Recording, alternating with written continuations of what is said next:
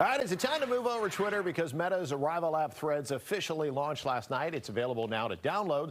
So what can users expect? Should Twitter be worried about the competition? Well, Deputy Executive Editor at Insider's UK Bureau, Shona Ghosh is joining us now. Thank you so much for being with us. Good morning. Morning. So I downloaded the app last night. It was a little buggy, I think, on the get-go last night. What have you found so far?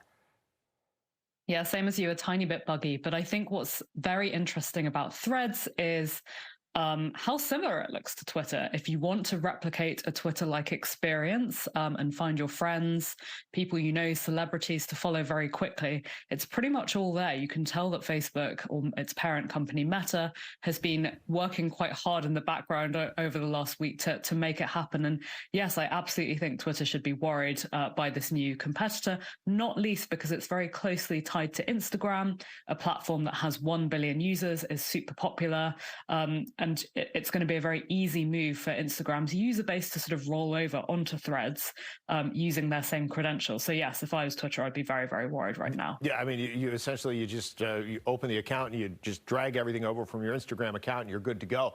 And a lot of the posts, the initial posts were like, okay, Twitter, like this is what we've got for you. We're coming at you.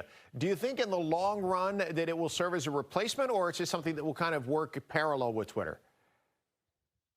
Yeah, so I think it's very rare for any one social network to ever replace what comes before it. So even if you think about Facebook, a platform that was very popular in the mid-2000s and is still very popular in many markets and different demographics, but it's kind of lost its core user base of college students, younger people.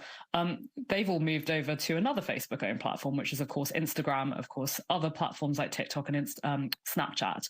But, you know, Instagram is not as such a replacement for Facebook. So I wouldn't necessarily see Threads as ever directly replacing Twitter. For example, I don't know that I see Threads being the kind of breaking news platform that Twitter currently is. However, I could see it as replacing that conversational way that you speak to friends, people you know, that you do on Twitter, in that very open and public way. That I could see being a replacement function. So I think for the most part, the two services will exist side by side, but I think in terms of amount of time used and probably user base, Threads will probably very quickly overtake Twitter, I think. I think you just made an excellent point, because the one thing that I noticed right away, comparing it to Twitter, is the timeline. While it looks similar, it's set up different. It's an algorithm-based timeline. It's not necessarily a real-time-based timeline, which I think a lot of people still like Twitter for the breaking news, if you want to follow it for that and the up-to-date information.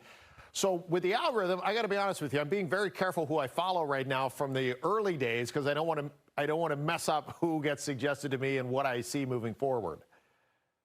Yeah, absolutely. And as you say, that the feed on Threads, if anyone downloads the app and looks at it, it feels quite chaotic, actually. It's, you know, you're not just limited to seeing content from people you follow, which is true on Instagram, Twitter, and lots of other apps. It's sort of closer to TikTok in functionality. Lots of random stuff from creators will populate your feed.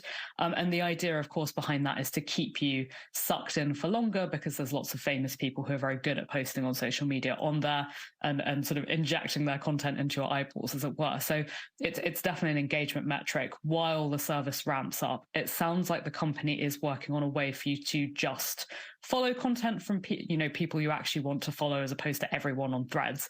But for now, it's a very sort of hectic place, but it makes the app feel very populated.